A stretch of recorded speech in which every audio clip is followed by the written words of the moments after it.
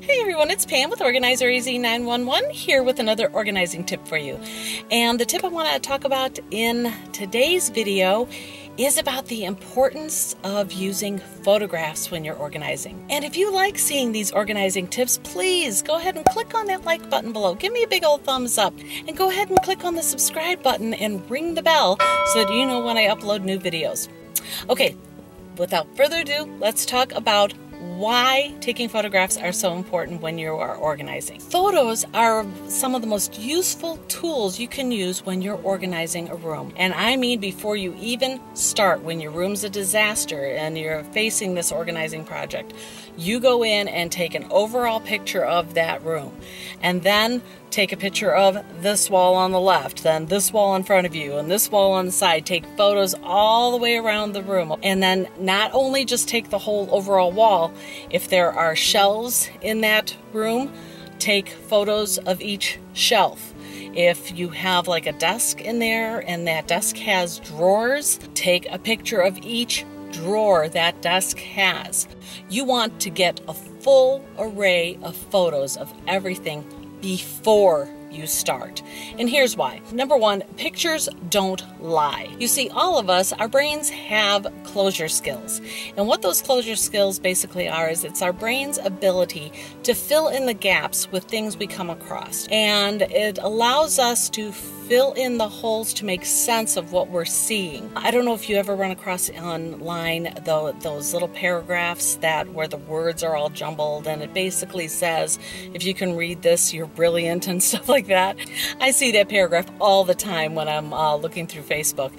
And it really doesn't have anything to do with intelligence. It's all about our closure skills and how basically if two of the letters are in the right place, basically in the front and the end of the word, our brain will automatically close in the gap and figure out the word. Now, I have dyslexia, and the first time I saw that little paragraph online, I'm like, what's wrong with it? It looks perfectly normal to me. But that's basically what a dyslexic person will see, is those words all jumbled up.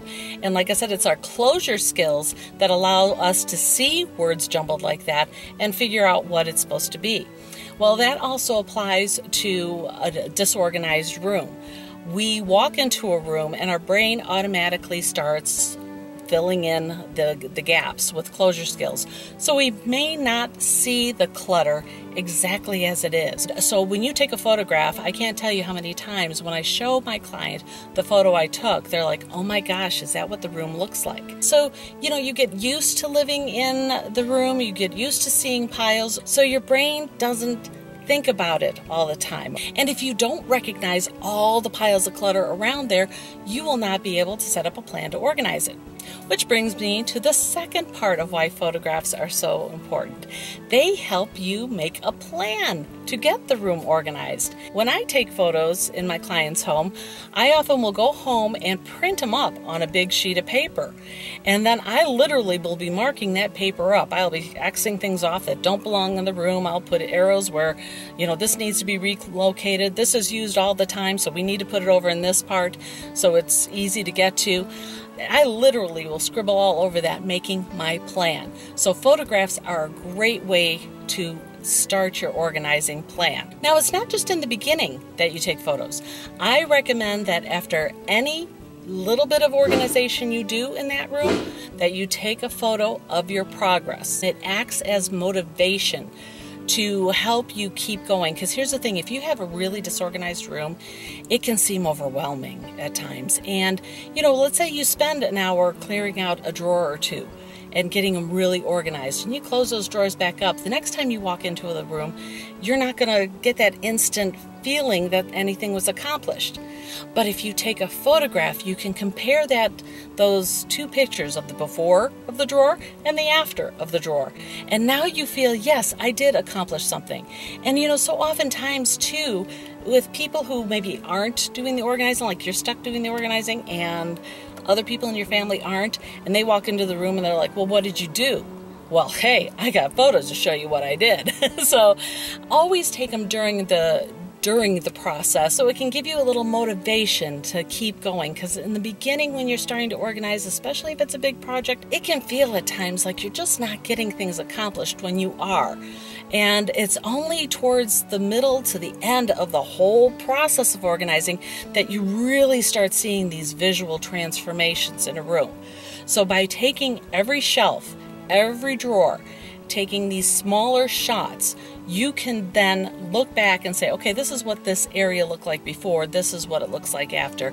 It gives you the motivation to keep going so you don't get discouraged. And finally, every time you finish an area, take the after photo.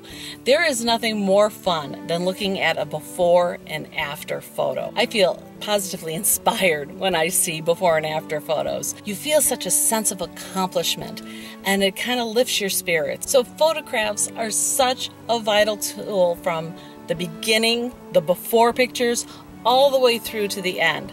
So the next time you're looking at an organizing project, start with those photographs. Take those photos before and make your plan of attack so that you know what you're going to do and when you're going to do it, getting that whole room organized. Okay, I hope you found this tip about taking photos before, during, and after an organizing assignment helpful. If you like this video, please don't be afraid to give that a big old thumbs up. Poke that like button below. And don't forget to click the subscribe button too. And ring the bell so you know when I'm uploading new videos. I'm Pam with Organizer Easy 911. I'll catch you next time. In this video, I wanted to talk about the importance of not having a car drive by right when you go to videotape. Not a car in sight for the longest time until I start videotaping. Oh, please feel free to click on the like button below and subscribe to this channel too. First of all, whenever you start an organizing when you take photos of each drawer in that dress. Our brains have closure skills, okay? And what the...